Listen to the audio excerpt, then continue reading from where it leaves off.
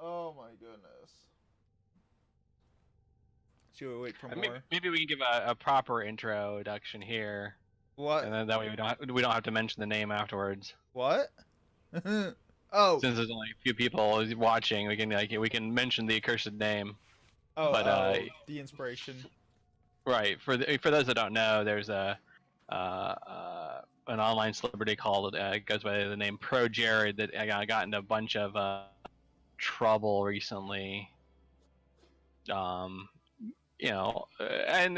part of it's kind of like the ups and downs of kind of being an online celebrity. So we kind of wanted to talk a little bit about this in terms of game development because and I've had some experience with this. I kind of call myself a C-list celebrity in the game development world.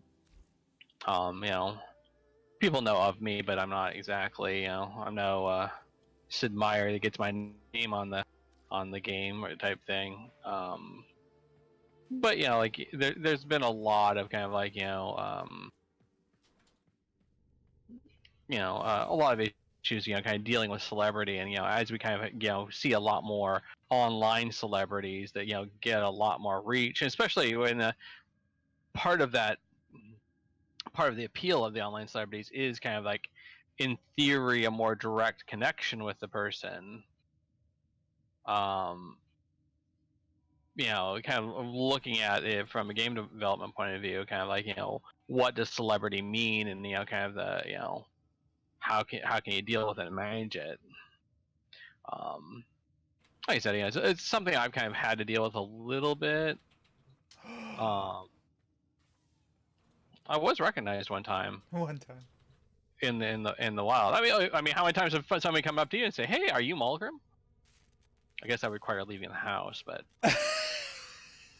I was about to say. but no, somebody came up to me one time and was like, "Hey, are you Psychochild?" And didn't you say you were like sitting next to a bigger Yeah. name? That was the irony. I was sitting next to Raph Koster. It was much better at self-promotion than I am. But yeah, and so he was just kind of he just kind of gave me like a look like, "I'll let you handle this. Have good luck." And so I mean they were cool people, but my fandom ranges into the hundreds, maybe thousands of people, but but I don't have a popular channel with millions of subscribers or anything like that. So Yet. Oh, dreaming big. Got him. And it starts with 2.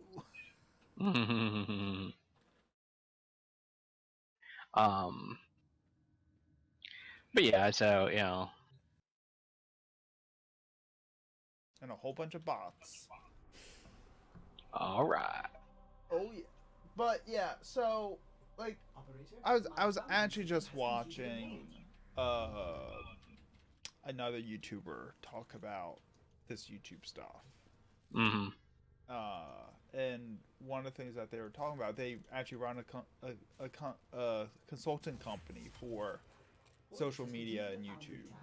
Mm-hmm. Where they consult people, what they should do for the channel, how to self-promote, how to, how to turn it into a business and how to manage it as a business.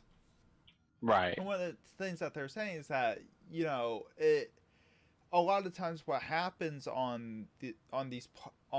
speaking about these platforms, I mean, you can throw it into game development as well, like with a breakout game out of nowhere. That right. All of a sudden you have this you have this attention, you have this influence, you have this money that you may not have been ready to have so suddenly. Sometimes it's not a gradual build up where you have time to think about it and prepare yourself. Sometimes it's just thrust upon you, and people aren't good at handling sudden changes like that. Right. I mean, it's kind of I imagine it's kind of like same thing like with lottery. Yeah, lottery winners, exactly. Yeah. how yeah, people just kind of are, like, oh, so much money would be cool, and then like, they get a bunch of money and then they're foolish about it, and then it turns out worse for them than if they had done, never won it and all. Yeah, there's actually a statistic for that. Like, 85% of all lottery winners lose all their winnings within the first year or something like that. Right. I forget the specific numbers. Yeah, yeah. It's something like that. Like a lot of them kind of report that they're definitely not. Their happiness decreases after winning all that money. Mm-hmm. Because I mean, that's kind of interesting. Kind of touches upon the topic here because like one of the downsides is the celebrity that comes with it. Right. And so that celebrity kind of of winning, exactly what they said, like nothing prepares you for it. All of a sudden, and then then you get all the kind of scam and the heartbreak the stories and whatnot. Right. Or even real friends that suddenly like see you as a bank instead of a person. Or family even. Right. And so there's a lot of talk about like how to claim how to claim money so that it doesn't become this huge thing. I know it's not exactly on our topic, but there was a famous game show winner. Mm-hmm. I want to say it was the no whammy guy. I can't remember what that game was called. Pressure Lock. Yeah. He didn't cheat. He won the big jackpot. Right. But then he went and used all of his money in another game show, or use a large section of it in a radio game show if you had a particular dollar serial number. Oh, right. So he cashed all of his winnings into dollars, tried to win the thing. I think he did win. Right. But then he went out to go collect his winnings, and his house got broken into, and he lost all of his original money winnings. Right. Because he just had a bad idea. Right, it's tax bills. Well, I mean, yeah. If you have a lot of money like that, like taking an insurance policy out on it.